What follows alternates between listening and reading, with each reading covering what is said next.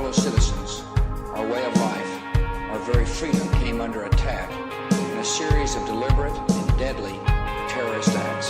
Several shots were fired as President Kennedy's motorcade passed through downtown Dallas. None of us will ever forget this day. Yet we go forward to defend freedom and all that is good and just in our world. This is Houston. Say again, please.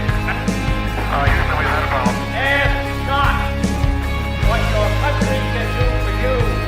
Ask what you can do for your country. I have a dream. My 4 little children will one day live in a nation where they will not be judged by the color of their skin, but by the content of their character. I have a dream today. Welcome to the Hagmann Daily Show, weekdays 2 to 3 p.m. Eastern Time. And now your hosts, Joe Hagmann and Jon Robberson.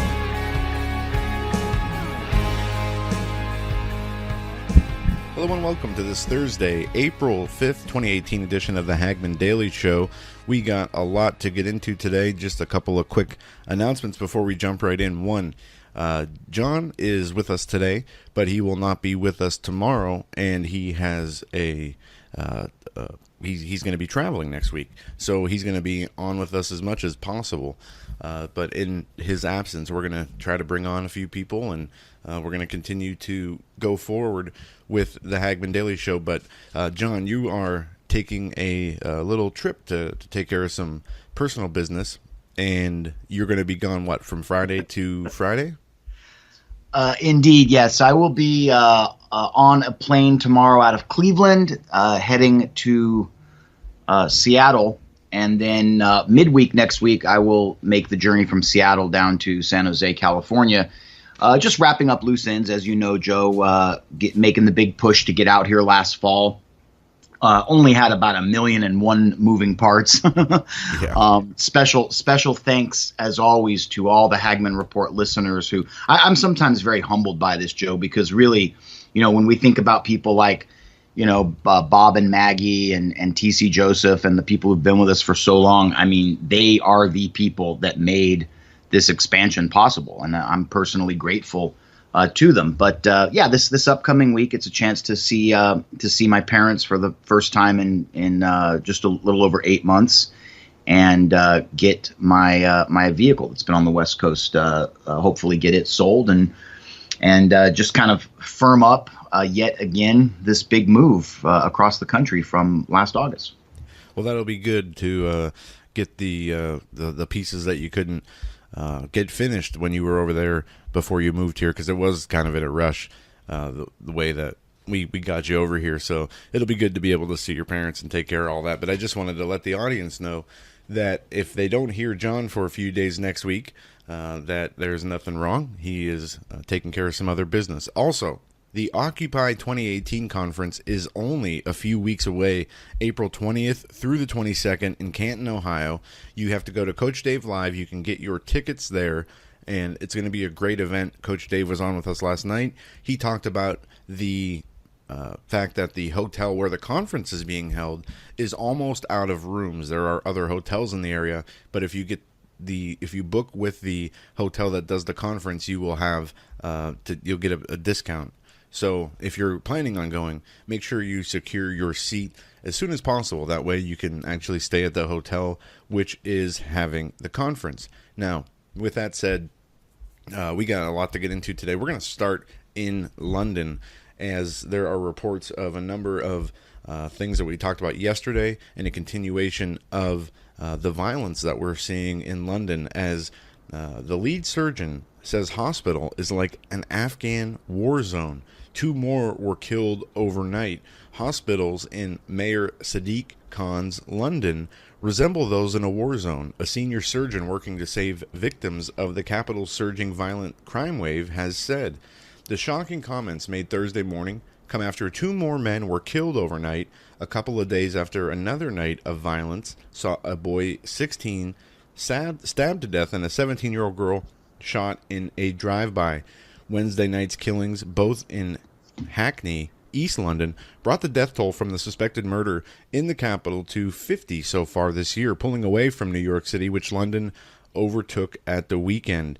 And this is a very disturbing, increasing trend of violence in the UK, where you are seeing, I guess we call it the normalization of childhood stabbings and young teens. Now, what they're doing, Sadiq Khan is trying, and the media in London are trying to blame cuts to the police for the increasing crime wave. And that's not flying with people who are there and who've been paying attention to this. And that this surgeon goes on to say, whereas a young boy being stabbed 5 or 6 years ago would have been a horror story, now it's normal. And Sadiq Khan, the mayor, says cuts to the police is the reason why we're seeing this increased crime rate. But is that really the reason? I don't believe so at all, and a lot of people in the UK are not buying it. The Home Secretary, Amber Rudd, is demanding that social media firms censor online content in response to the crime wave, claiming that deleting videos will help save lives. But what is this about really? Why did London not have this crime wave, this high murder rate 10 years ago? Is it any relation to the Muslim migrants that have been flooded into the city? Absolutely. And we see this disturbing trend where they continue to, wherever they're, and let's just call it for what it is. The New World Order, the satanic elite, are trying to flood Western civilization with, quote unquote, refugees. And if you oppose this, you're racist. And what they're doing is making people who are from these countries in Europe, and even here they're attempting it in the U.S., they're trying to make the native people the minority by this huge flood of immigrants. Now, it would be one thing if the immigrants were assimilating and becoming part of the cultures of where they're going. But instead, they're trying to turn these places that they're going into the places that they had to flee from. And it's obvious to anybody who's paying attention, but anybody who calls it out for what it is censored, is arrested, is a hater and a racist. What a world we live in where this is going on, and you can't even call it for what it is for fear of being arrested. And an update, we have a 78-year-old homeowner who was in his bed with his 76-year-old wife 2 nights ago. Intruders came up to his bedroom, stuck a screwdriver in his face, and were trying to rob him. A long story short, he overpowered one of the attackers and stabbed him, which led to the death of the attacker. He was arrested for murder, and now there is a big outcry against the police. Friends and neighbors are outraged after a pensioner was arrested on suspicion of murdering a suspected burglar who broke into his home. The man was identified as Richard Osborne Brooks, and he has since been bailed out, but he is still being charged with murder. And this is unacceptable. I mean, we covered this yesterday. 2 burglars break into this elderly man's house who's never had a problem with the police in his life. He defends himself, and one of the burglars gets stabbed and dies down the street, and he gets arrested for murder. And people are speaking out, his neighbors, his friends, and strangers. And anything from give him a medal to he's a great guy. I have nothing but praise for him. I've never known him to be violent, but somebody who cares. I would have done the same thing. He saved his home and his family. Those are all separate quotes from friends, family, neighbors, and people who are very upset about this trend where you see the criminals allowed to, basically do whatever they want. You can't criticize them. But here you have a person who was minding his own business, sleeping in his bed, having to defend himself and his wife against intruders, being arrested for murder for doing just that. And I know that the people in London are sick of this. The people all over Europe are sick and tired of having to deal with this. But this is a fight, and this is, part of the exposure of this fight that we're going to have to go through. And it's tough to watch, but people need to step up and not listen to their politicians. Band together, make the change yourself. Don't expect somebody else to do it, because the moment we do that, we see the kind of change that they bring. And it's not good ever. Well, this is Joe, what we're seeing play out in the UK, and I've got 2 pieces I want to drop to complement your opening commentary. First of all, here's my quote. That man's a hero to me, end quote. And I can spell my last name if you like, Mayor Khan. Okay, this is chaos. It's confusion. It has been brought to a formerly not only an orderly country, but a country 100 years ago, 150 years ago, Joe, that was so adept at the rule of law and the understanding that with rule of law, everybody prospers. When you have proper rule of law, it creates the best level of equality that human jurisprudence can. I mean, we obviously, if everybody submitted to the 10 Commandments, we wouldn't really need a criminal justice system, but we can save that for another topic for another show. What we're seeing is the creative content, if you will, from the author of Chaos and Confusion. Why? Because this has been brought in through immigrant subterfuge, what the Islamic jihadis call taqiyya, which is the right to lie to infidels, which is basically everybody that does not subscribe to their brand of Islam, including, I might add, if you are a Sunni and someone else is a Shiite Muslim.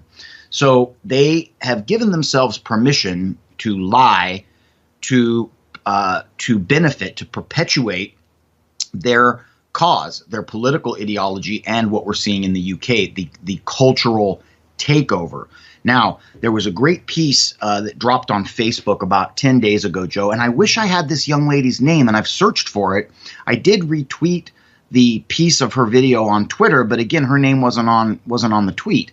But she was a young lady, I'd say she was in her early 30s, just turned on her camera and was speaking from her bedroom from somewhere in England, and she was laying out in the most simple, benign, non-vitriolic terms what's happening to her country and to the rule of law. And Joe, she broke it down to a baseline that everyone can understand, and I'm even going to take it to a sub-baseline. The baseline is that the Muslim immigrant population, be they in Sweden, be they in England, or be they in Minneapolis, St. Paul, they reproduce at 400% the average Anglo-Caucasian family. Now, in England, the current birth rate is like 2.1%.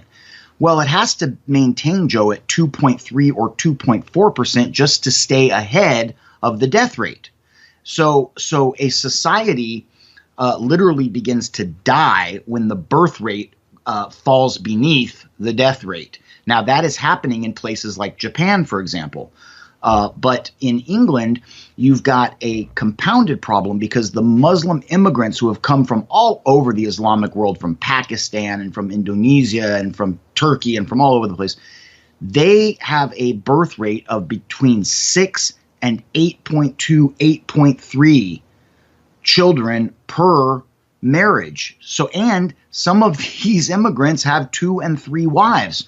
So what's literally happening, Joe, is the population is being overtaken just based on birth rate alone. And I would remind our listeners that Mark Stein, who I think is just a dark comedic genius, he sits in for Rush Limbaugh and has for many years. He wrote 2 great books back in 2005, 2006. The first was about what I just described, the soft invasion of the EU, and then the follow-up book was about the exact same template applied to the United States. But we also need to remember that there is as I said, sub-baseline to this problem, which is, and I'm sorry, if this offends, I make no apologies, Joe. Islam, as our dear friend Paul McGuire has been known to say, is possibly Satan's greatest masterpiece.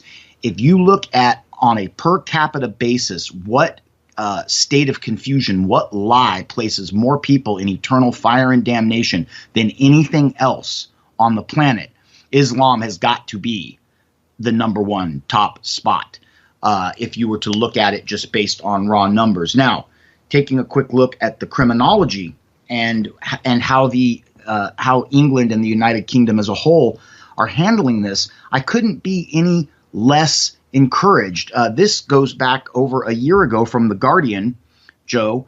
Crime rise is biggest in a decade, ONS figures show.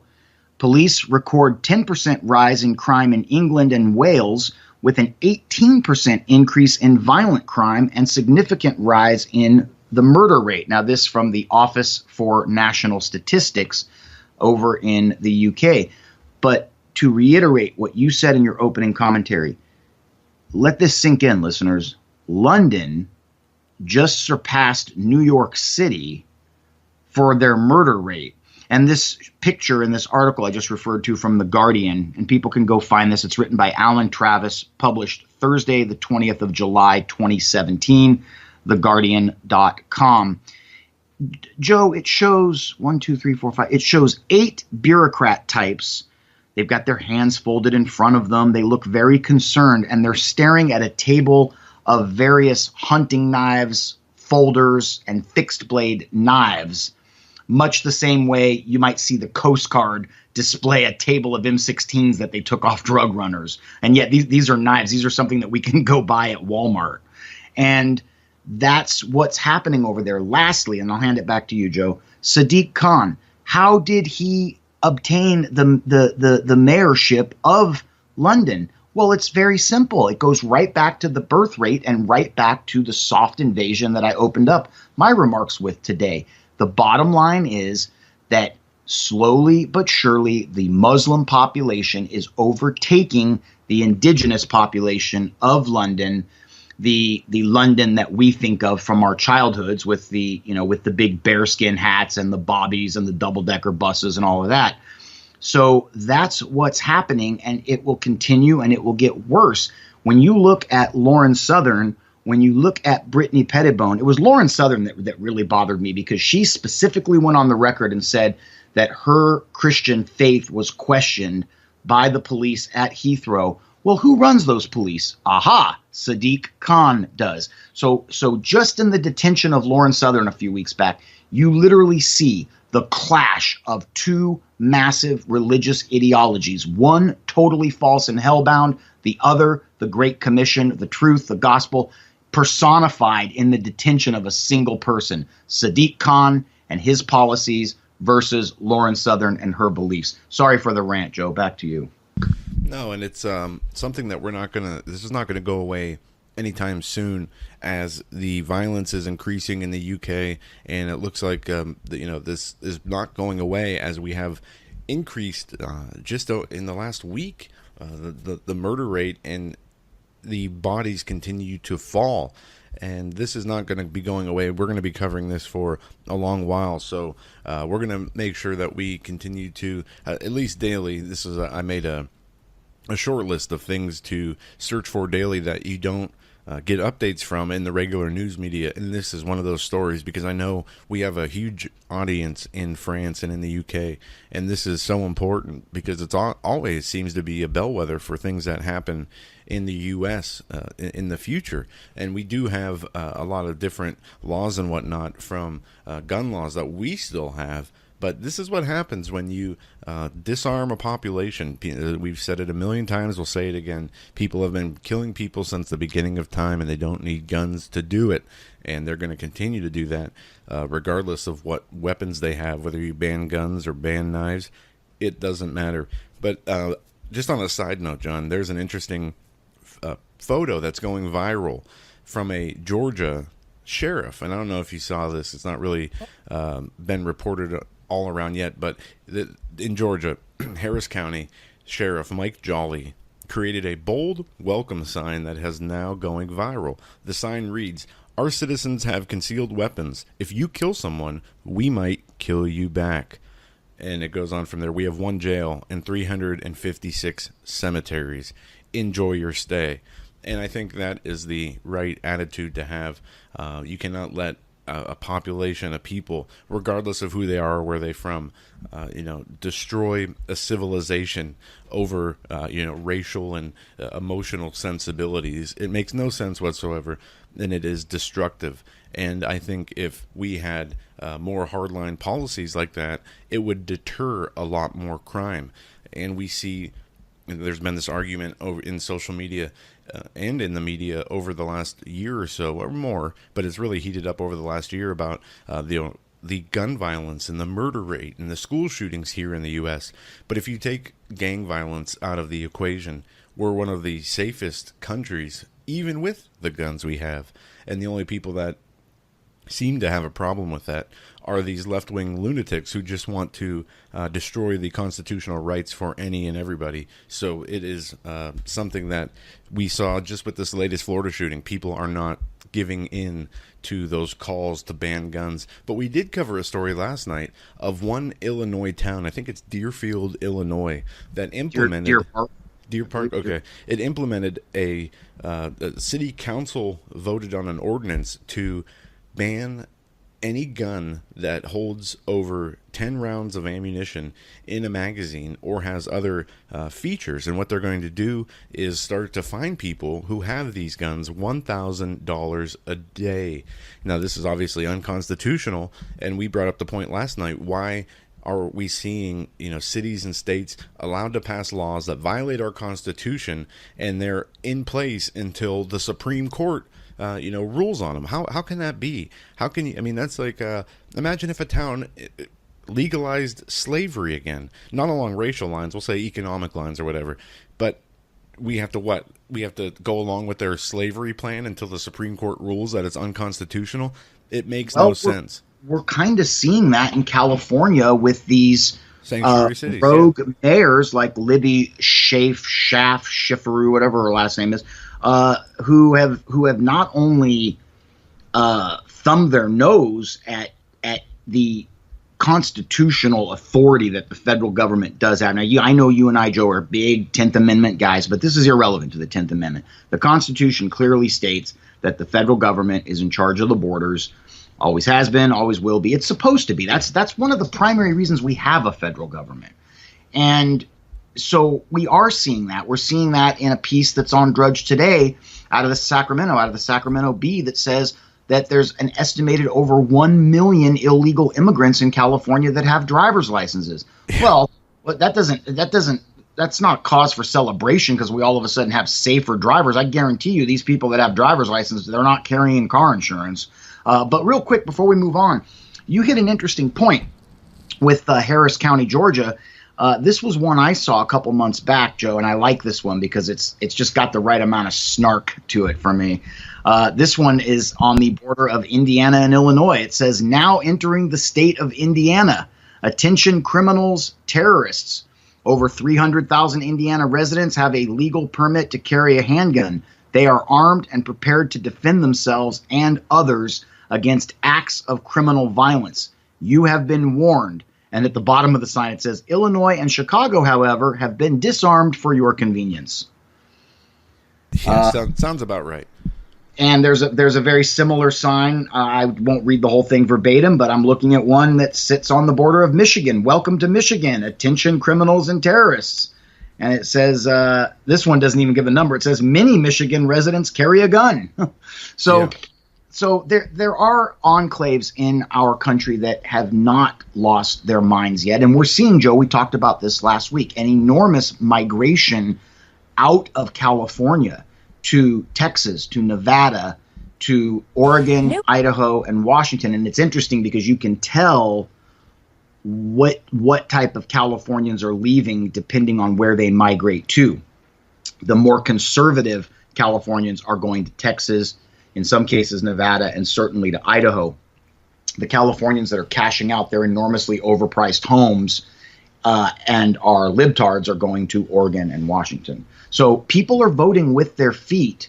And, I just want to say as a final point on this issue in England, Joe, it bums me out. I've always wanted to go there. I'm 46 years old, and I've never been. I've had a couple opportunities to go, but it's expensive, and it just didn't happen. And now I don't want to go. To me, it feels like London would be kind of like going to visit sort of like little Pakistan town or something, and it just holds no appeal to me.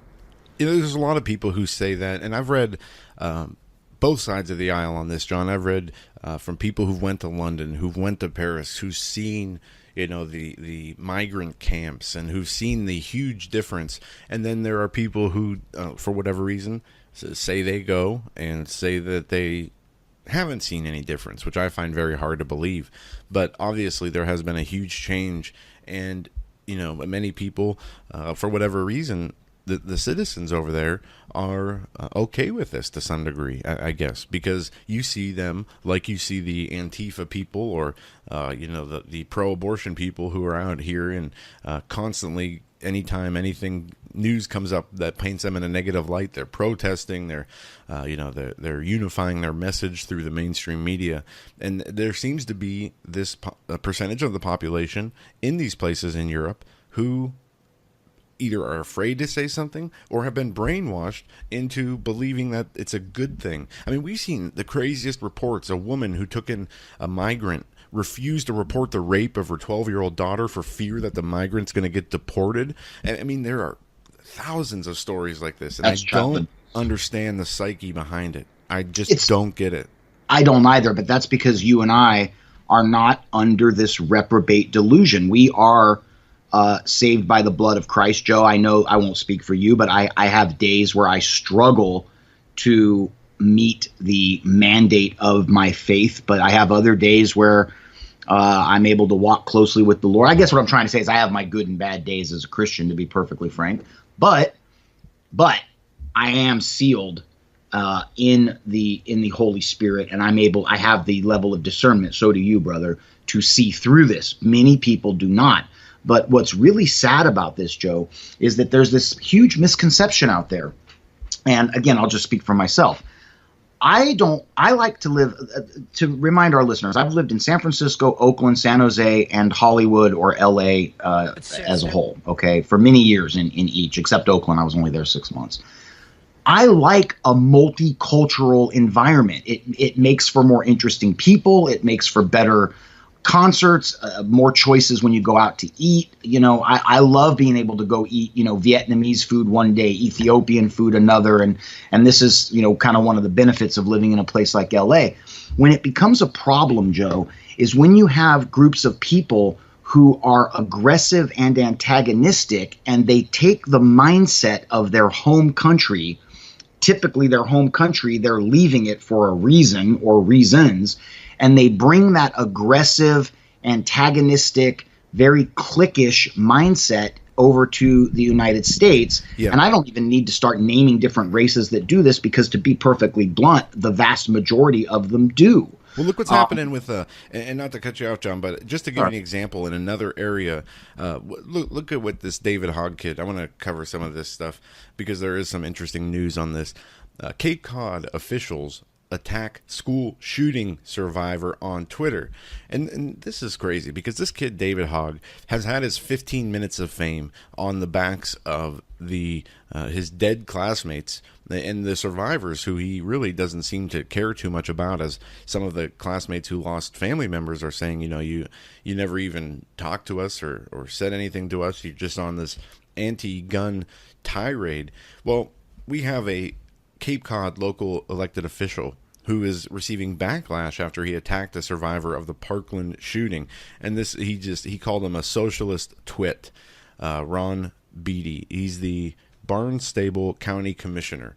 But if his elected position is low-key, Beatty himself is not. Recently, he has gone after Hogg, the outspoken survivor of the shooting at the Florida high school. And he's receiving a lot of backlash about this. But one of the things they're saying is, I think it's really inappropriate for a county commissioner to attack children over their opinions and their own personal experiences. I think it's out of line. Well, usually I would agree, but is this kid, is he really a child at this point beyond the ability to scrutiny? And this mindset that this kid is infected with is the same thing you're talking about, where you have these people who put out these talking points and these cheerleaders who cheer them on despite any logic, reason, common sense, or laws, or anything. They just demand that it's their way, that their way's right, and any opposing view is horrible and needs to be censored. And if it opposes his view, basically you're with the terrorist, is how he paints this picture. But then anybody who criticizes him, in the real world arena, what's that? Picking on a child. How dare you on this picking child? On the poor shooting survivor, the little child, the innocent kid. This guy, first of all, First see what of all, his sister said? I want to cover that too. So when I you're actually I blocked her on Twitter. I dislike her more than I dislike. I had to block them both because I need to keep my Twitter account open so that I can produce the Hagmann Report. And those two just push every button in me. And one of the fastest ways to get suspended from Twitter right now is to pick on David Hogg or his sister. But I just want to throw this out quickly, Joe, because it relates to what you're talking about, and then we can just circle right back around to attention hog. True News, again, last night. Okay, so just so our listeners are clear, I listen to True News when I drive home from the studio back to my place. They typically post right about the time we're midpoint live through the Hagmann Report every evening. So I pick up the half-hour news segment of True News at around 10 o'clock Eastern. And I do that almost every night. Joe, Rick Wiles received numerous death threats on Twitter yesterday from the Media Matters crowd, and these just began to pile up. And as of broadcast time last night, so 10:30, 10:45 Eastern, these tweets were still up, and they were saying things like, "Let's kill the fascist Rick Wiles first," or "Let's kill him. It'll give him the greatest joy of his life. That's what he wants anyway." I mean, these were direct. These weren't veiled threats. These weren't calling some putsy little kid a twit. These were calling for Rick Wiles' head. These were direct death threats, Joe, against Rick Wiles, the president of True News, who's also an ordained pastor and runs Flowing Streams Church and has been on mission trips all over the world. I don't need to stand here and go into hyper defense for Rick Wiles. But the point is, and we saw this when we brought Elizabeth Johnston, better known as Activist Mommy, on the Hagmann Report 6 weeks ago. She because the reprobate left took issue with one of her videos rather that went viral off of her Activist Mommy Facebook page. She had some of the LGBTQ whatever and antagonists threatening to burn her at the stake on Facebook. And again, we had her on 6-7 days after that made the front of Drudge, and it was still up. So my point is, when we look at these social media platforms, Twitter and Facebook, if you are promoting violence from the benevolent left against the wicked gun people, then you're fine. But if you call for the death of Rick Wiles, an ordained pastor who's led who knows how many lost souls to Jesus Christ, well, that tweet stays up in perpetuity. I mean, it is such a double standard as to make my stomach sick, Joe. Yeah, it is. And just real quick to go over the latest of what these two Hogg kids have been talking about. One, David Hogg has been on a Twitter rampage and started an online petition demanding that the White House and President Trump and Congress have to carry clear briefcases in response to them having to wear clear backpacks. And his younger sister has been advocating for a safer school environment for weeks, but when she returned to the school this past Monday, she got exactly what she asked for, and she's not happy about it. In a series of angry tweets, Hogg vented about having to abide by new security measures at the high school, that including with having armed police standing guard, having to use clear backpacks. And she's this article says, apparently Lauren Hogg was expecting everybody else to make the sacrifice for her safety because she was in no mood to have to be part of it. And this is what she wrote in her tweet. Today, when I walked into school, I will be greeted with armed police, wand detectors, and clear backpacks. Is this what my high school experience is going to be like? 3 more years of this? Someday my kids will ask about my high school experience, and what am I going to tell them? Instead of her blaming the shooter, Nicholas Cruz, she goes on to attack the NRA. My new backpack is almost as transparent as the NRA's agenda. I feel so safe now, mockingly she wrote.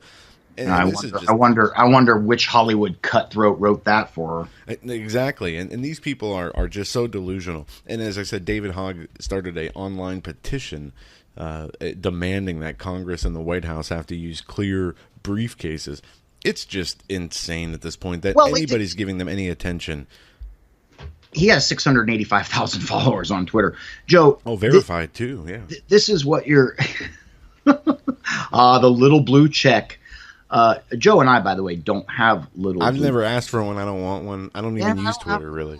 We do get paychecks tomorrow, so let's just keep that in mind. Now, back to what you're talking about, my friend. What you're grinding on, what's grinding your gears here on this one, Joe, is the duplicity and the hypocrisy of these smarmy little pukes who are screaming at the top of their lungs for a police state. Police state, police state, police state. And then when they get just the slightest scintilla, just the slightest whiff of police state USA, they turn into little crybabies. And so what they don't understand is that the nature of, to go back to the quote, I'm not going to read it today because it seems like I read it every 2 or 3 weeks, but George Washington's famous quote about government: it is not eloquence, it is fire. Government has a tendency, it doesn't matter what form of government, to always move toward the tyrannical. Why? Because it's just like Jesus said, our hearts are inherently wicked. So the human condition is a constant tug of war between submitting to that which is good and righteous, which is represented by Christ, which is why we call ourselves by his name, versus what our hearts really want to do. I mean, ask yourself an honest question, listeners. You're pulling out of the Walmart parking lot. You put a little ding in the back of someone's fender. You're already living check to check and you're $600 behind on bills and you haven't paid your rent yet that month. Are you really going to stop and scratch out a note with your phone number and insurance information and leave it on the windshield? Or do you look left, look right, and drive away and think, I got away with that one? Kind of a cheesy example, but the human heart exists in a state of wickedness. So when you get a bunch of human beings together in aggregate, which is what government is, they tend to drift toward that which is wicked. And the reason we have a First Amendment is to call it out. And the reason we have a Second Amendment is so that when a government becomes so wicked that calling it out no longer does any good, if we have to, we can stand our ground and retake our government, which is, again, supposed to be by the people, for the people, and of the people. I got those backwards. But that's what's going on here. And, Joe, as you rightfully pointed out 2 weeks ago, what was the number one killer of the 20th century? Democide. Yep. Death by the hand of your own government. So listen up, Master and Miss Hogg. You've got some serious reality checks coming your way. Forget about your little plastic backpack. If these senseless, nonsensical high school kids are allowed to continue to have their half-baked ideologies amplified through these public platforms, these shills like MSNBC and CNN, and if they're and massive corporate sponsors actually kowtow to a single individual who's either 17 years old and from Parkland, or he's 25 years old and from Redondo Beach. Nobody's really figured that out yet. See, John, Wherever this is the thing. Came from, he seems to have an enormous amount of power. Look at Johnson & Johnson. Well, look at this. This is the thing. It'd be one thing if he had his own organic ideas and beliefs and talking points and whatnot, but he doesn't. It's not anything original. All he has done is picked up where Hillary Clinton and the liberal media has left off. He is a puppet. And line for line, word for word, he's reciting and recycling, as you said, these brain-dead, half-baked, Media Matters talking points. There is not. If he had his own organic opinion and was willing to, debate and give and take ideas, that'd be fine. That'd be one thing. He wouldn't be catching any of this crap. But because he saw that he could apparently attract more followers by taking the most extreme position possible and, running with it and building on it, probably, I would say about 99.9% sure that he is, being backed by, he's being fed what he's saying. He's being directed. Well, Joe, let's take a quick look at the original piece that our friend Bill Chapman posted a couple days ago at Hagmann Report. And then I know we want to take a few minutes of our show today to touch again. And I've actually really been looking forward to this because so much of the news, I mean, let's be honest, reaching for the Advil. But just to kind of put a punctuation mark on this discussion, Bill Chapman wrote, he took the title from the Nirvana song "Smells Like Teen Spirit." He titled his article "Sounds Like Teen Brains," and he delves into the exact discourse that we've been having here today. Joe, Bill writes, First, he opens his article talking about the parallels of Hitler's youth, and I read that the other day on the show. So we're going to move into the article. Bill writes, fast forward to current day America. A mass shooting happens in a school in South Florida.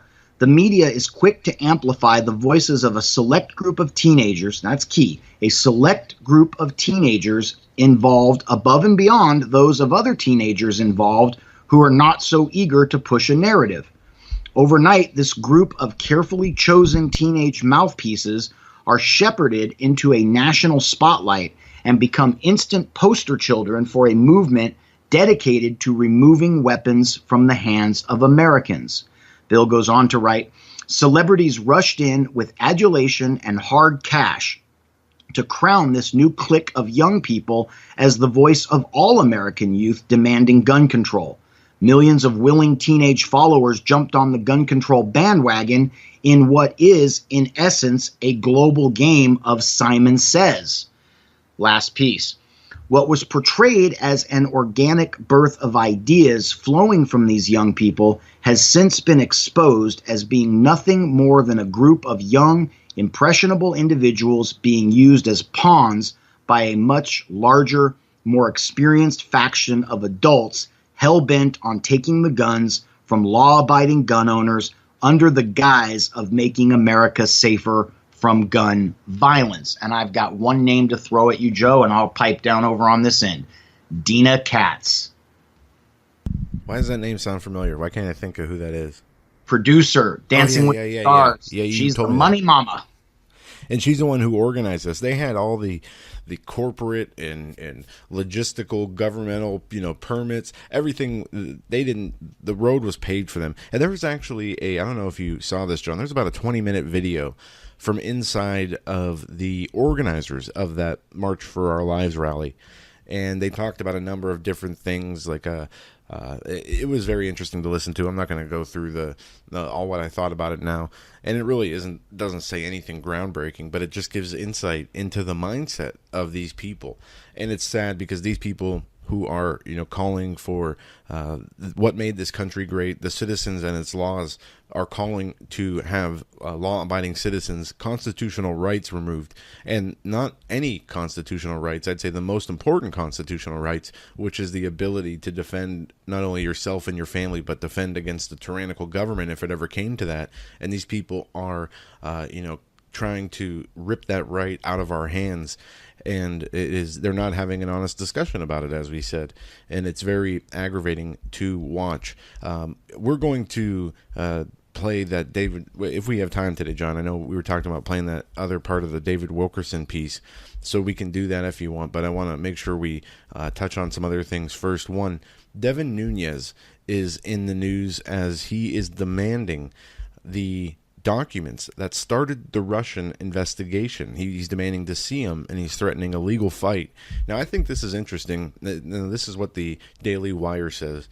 House Intelligence Committee Chairman Devin Nunes sent a letter to Rod Rosenstein, the Deputy Attorney General, and FBI Director Christopher Wray that instructed them to produce unredacted copies of the documents that the FBI used as the basis to officially open up its Russia investigation.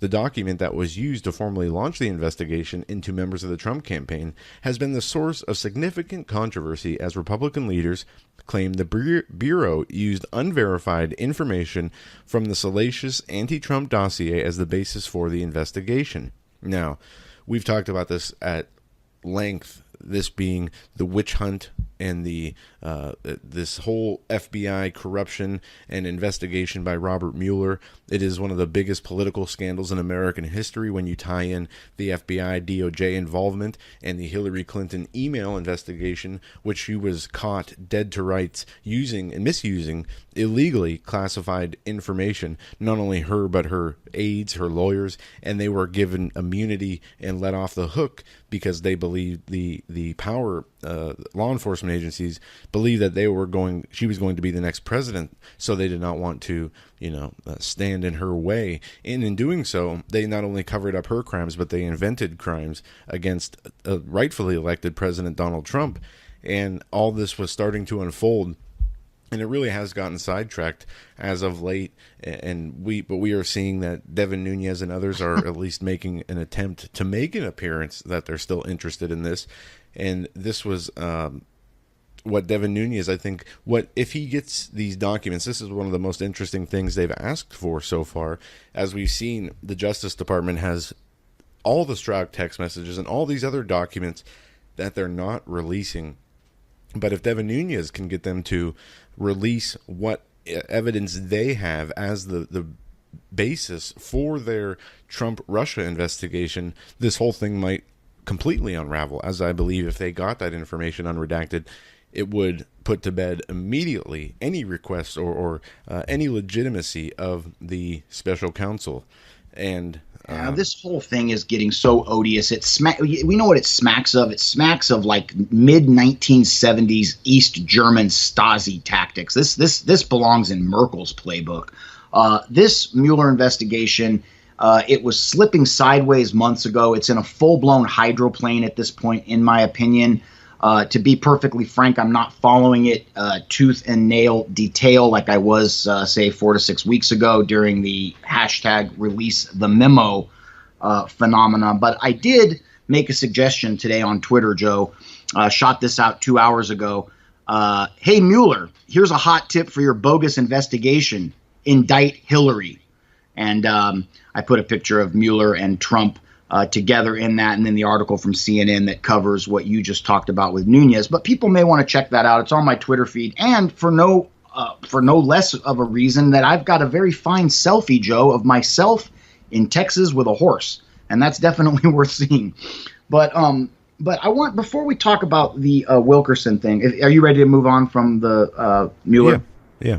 Before we talk about the Wilkerson thing, I want to give you the majority of the time after I make this comment, Joe, and we've got about 12 minutes left. Yesterday morning, very early, I pinned an article about the shooting at the YouTube headquarters, and then I tied it into, True News being deleted from YouTube, which is a very big deal across new media because True News has been such a bulwark of great content creation for many, many years. True News has been in this game almost 3 times as long as the Hagmann Report, and they've really shaped much the way InfoWars has what we call the new media. But as Joe and I discussed David Wilkerson's sermon, The Vision, again delivered at Melodyland in Anaheim, California in the summer of 1973, I want to ask our listeners to consider this. In the article I wrote yesterday, it's up on HagmannReport.com, I concluded the article with the subheading, Your Mission. Okay, this is a mission for all of the listeners, and I won't be with you folks tomorrow, so this is my parting exhortation. Your mission. The choice is up to each of you. The Hagmann Report and our closest allies, Steve Quayle, InfoWars, Josh Tolley, Paul Begley, we will continue to stand in the gap on the front line and grind our chins into the social media storm that deluges all of you with stories that are simultaneously action flick mega crazy and yet reported from a parallel universe of utopian ideology that modern man has flirted with since Marx. An ideology conceived by Satan to tease the avarice of man and goad humankind to adopt what Satan does best, lie and murder. Yesterday in San Bruno, Satan won. Henceforth, as True News mitigates their YouTube issue, Satan will be nowhere to be found. He will be cowering behind the dunamis power of God. This is key. You can rest in the strength and the truth that Christ is Lord, but you cannot allow cultural complacency to lull you and your family into the lie, a lie that killed over 100 million people in the 20th century alone. The lie is insidious in its simplicity. You are your own God, answerable only to your social media inebriated version of morality. In fact, it's all good, man. The single commandment from Aleister Crowley upon which he extrapolated the biggest, baddest cult on the planet today, Ordo Templi Orientis, was as prescient 100 years ago as it is relevant today. Do what thou wilt. Bible-believing Christians are instructed by Jesus himself, reminding us that our hearts are inherently wicked. We are given hope that whereas Our greatest deeds are as filthy rags unto the Lord. It is by his stripes and through his willingness to cover our sins in divine blood that we can come to know him in this life and be accepted into the presence of God the Father in eternity. And I go on to explain that you will not find redemption in any leader coming out of D.C. You are not going to find truth from Hollywood, from Madison Avenue, from Wall Street, from D.C. There's no truth to be found in any of that. The only thing that each one of our listeners can do, Joe, and this ties into what you're going to share with us about David Wilkerson and the vision, because this man nailed it over 40 years ago, and only the Lord God could have given him this information. It is our job right now to realize that we've been given respite. We've said this 100 times if we've said it once, and use that respite to get your house in order. And that's from top to bottom. That means your spiritual life in order, your physical health in order. Joe, it's everything from remembering to pray in the morning and give thanks for the day and call upon the Lord's guidance for your day, to going and getting a drill and fill done if you've got a cavity that you've been putting off for 3 or 4 months. This is a time for all of our listeners to batten down the hatches, because going into the fall of 2018, if God forbid this blue wave breaks over D.C., we are going to be in for some seriously stormy weather in 2019. Joe, I'll hand it over to you. We don't have enough time to play the David Wilkerson piece today. We only have a few minutes left. So I'll save that for tomorrow, John, when you're not here, because there's, I think, about 15 minutes left of that. So what we'll do is tomorrow I'll roll out with some news, and then I'll play that piece. And then if we can get a guest on, we'll do that. But I'll save that for when you're not here. But there are a number of other things that we can talk about in the last few minutes here, and I want to make sure we talk about our sponsor, Simply Clean Foods, as well as these few pieces of news. One, Venezuela's currency is doing even worse than previously thought. Now, Venezuela has not really been in the news. Is that because of, we have our own crazy news cycle and things that are ongoing? As we saw over the last few years, people are starving and the Venezuela is doing horrible. Well, this report from Bloomberg says that Venezuela's currency is worth even less than previously believed, with new trackers of black market rate are showing deep discounts compared with the long-standing benchmark gauge. Rates from the widely watched Dollar Today, known for arousing President Nicolas Maduro's ire on state TV, have lagged behind other markets that show prices about 30% weaker, while the U.S.-based website ports a rate of 251,000 bolivars per dollar. The Dollar Pro has it at 362,000 bolivars per dollar, which is just terrible. And if you think it couldn't get any worse or can't still get any worse, think again, because it absolutely can. In other news, Fox News is reporting that high school students hold rally in support of gun rights amid pressure from gun control supporters. Students in Colorado were who support the Second Amendment staged their own walkout in Wednesday in an effort to counter the anti-gun movement, as we have seen it across the nation. Students at Woodland Park High School, an hour north of Pikes Peak, began 30-minute pro-Second Amendment rally with a moment of silence for the victims of past school shootings. I don't believe that guns are the problem. I think it's more of the problem that people are trying to blame an inanimate object for something that's not them. Another student said more armed officers and trained teachers would stop or prevent further shootings. So while we see one side of this debate constantly put in our face and promoted as being the majority opinion of Americans, which it is not, we see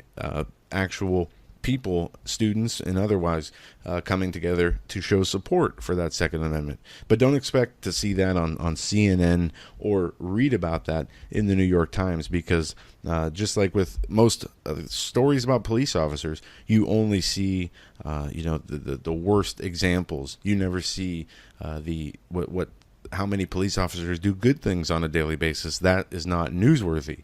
They always focus on, the most negative, extreme story they can find. And it's the same thing that you see with the with the gun rights. You're never going to see these networks truly or honestly cover the other side as opposing view. They're only going to promote their own view and try to mock and ridicule those who have that different view set, and also try to make it seem as though their viewpoint is the only accepted and rightful viewpoint that there is.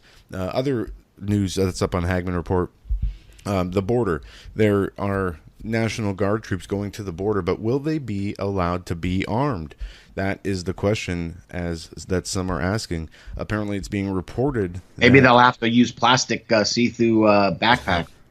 Well, apparently, and I can't find a link to this, but it's being reported that possibly the National Guard might not be able to have guns, but I don't know. There are other people who are saying that's not true, and I have not seen the Mexican latest. Mexico says U.S. troops on border won't be armed. This is from KAALTV.com. What are they supposed to do? Pass the football around down there?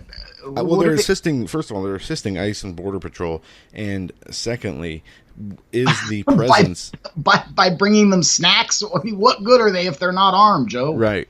But I mean, we've seen examples in the past of the National Guard being armed, which turned into tragedy.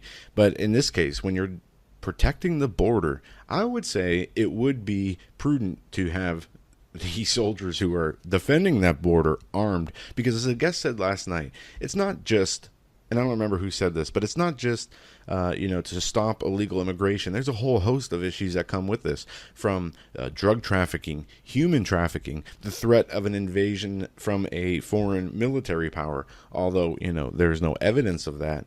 If you wanted real border security, these are the things that you have to protect you from, not just increasing security in waves when you have lines of 1,000 to 2,000 illegal immigrants demanding to come in. Although that is a threat, that's not a real threat, like an imminent, violent, or deadly threat to anyone's safety. But still, it would, as I said, be prudent to have the National Guard armed. Now, there are issues. You have the Oregon. Is it the mayor or the governor of Oregon saying she will not comply, and she will not? Yes, Oregon governor. She's a piece of work, but Joe, she's big on killing babies, though. Remember, she's the one that got up and praised the whole Planned Parenthood thing a few months back. Kay Brown is her name. Okay, yeah, and she said she'll resist any attempt by Donald Trump to deploy her state's National Guard detachment to protect America's southern border. California's governor appears poised to follow suit. The president signed a proclamation on Wednesday that orders Defense Secretary Mattis to request the use of National Guard personnel to assist with Homeland Security departments exiting Border Patrol operations. But governors whose duties include commanding their state's Guard units can say no. And then guess what? Through the case of what she said and all the this president, with the stroke of a single pin, can federalize the National Guard and remove them from the gubernatorial authority, Joe. Well, and many are asking if he should do that, but Jerry Brown from California, as well as this Katie, what's her name? Katie. I think her last name is Brown as well. But Katie now that Brown. Yep. She's a piece of work. Go ahead, buddy. Well, Texas Governor Greg Abbott, a Republican, said Wednesday that he welcomes the National Guard order from Washington and noted that Texas has maintained a continuous presence of National Guard members along the border since he's taken office. Oregon is nowhere near Mexico, but like Texas, California is, and the Golden State Governor Jerry Brown is the only Democrat serving as chief executive of a state that shares America's southern border. So how will this fight be solved? I don't know, but I would say, as you said, the president could federalize the National Guard troops, where I don't think that is warranted in this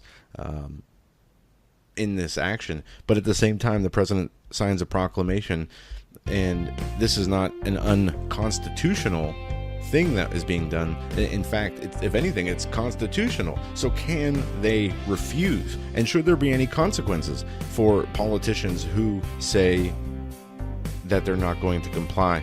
Reading in the comment section, I support Governor Kate Brown and I support open borders, and on and on and on. You get the idea. But folks, we're out of time. A quick word. Honey. Simply we'll get it all Foods. figured. we'll get it all figured out at Fort Sumter, Joe. Go ahead.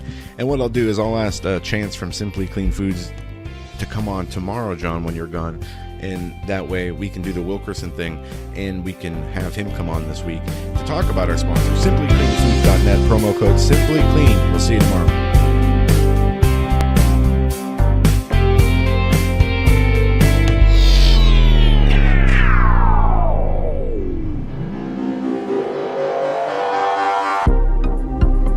The Hagmann Daily Show is brought to you by the Hagmann Report.